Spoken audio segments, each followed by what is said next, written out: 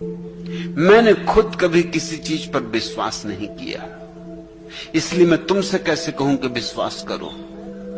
मैं तो अविश्वास के मार्ग से चला और सत्य तक पहुंचा। मैं तो तुम्हें भी उसी मार्ग पर निमंत्रण दे सकता हूं जो मेरा जाना माना है, जिससे चल के मैं आया हूं। मैं तो ये सोच ही नहीं सकता कि कोई भी बुद्धिमान व्यक्ति कैसे विश्वास कर सकता है। असंभव है मेरे लिए, कल्पना भी असंभव है। ईश्वर को तुमने देखा नहीं, कैसे मानोगे?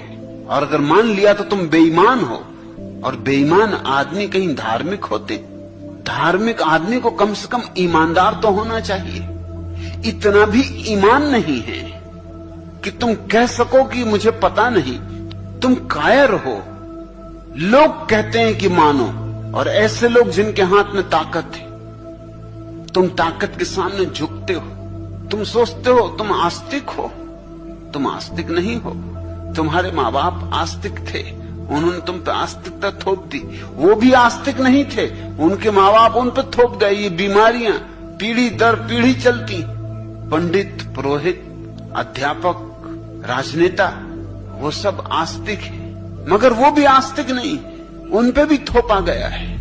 इन सब के बीच ईमानदार आदमी पहला काम तो ये करेगा कि वो इस कूड़े कचरे को हटा के रख देगा।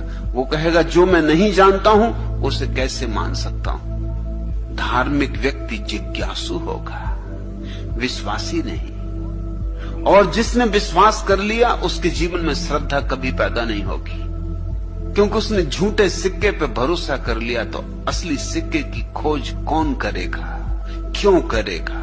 जब झूठा ही असली मान लिया तब असली की खोज की झंझट क्यों उठानी, कैसे उठानी? तुमसे कहा गया है सदियों सदियों से कि अगर ईश्वर को पाना है तो पहले मानो। ये भी कोई बात हुई? ये तुम्हारी बुद्धिमत्ता का अपमान हुआ, ये तुम्हारी आत्मा का अपमान हुआ। मैं तुमसे कहता हूं अगर ईश्वर को जानना है तो मानना कभी नहीं। अगर ईश्वर को जानना है तो खोजना, विश्वास मत करना।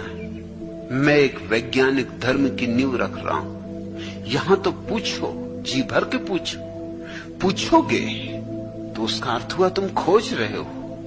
मैं तुम पर कुछ थोपना नहीं चाहता, इसलिए तुम्हारे प्रश्नों के विपरीत नहीं हूं। चाहता हूं तुम्हारे भीतर प्रश्नों को जगाऊं, सदियों सदियों से सोए पड़े प्रश्नों को उकसाऊं। सदियों सदियों से तुम्हारे भीतर प्रश्नों के अंगार विश्वास की राख में दब गए, उस राख को हटाऊं और अंगारों को फिर से हवा दूं।